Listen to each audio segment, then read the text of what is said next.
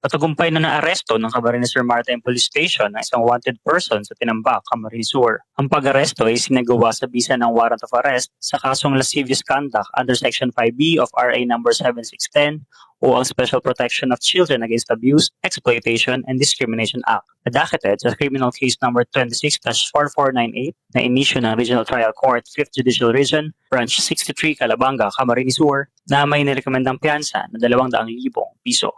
Pinaalam sa na-arrest ng individual ang dahilan ng kanyang pagkakaresto at ang kanyang mga karapatang konstitusyonal sa wikang lubos niyang nauunawaan. Dinala siya sa Camarines Sur Maritime Police Station para sa kaukulang dokumentasyon at tamang disposisyon.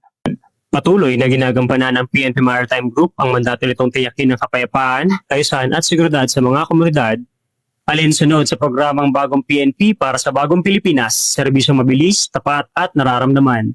Mula dito sa Camarines Sur Maritime Police Station, ako si Police Staff Sergeant Joel Morino, alagad ng batas, taga-taguyod ng Balitang Pulis.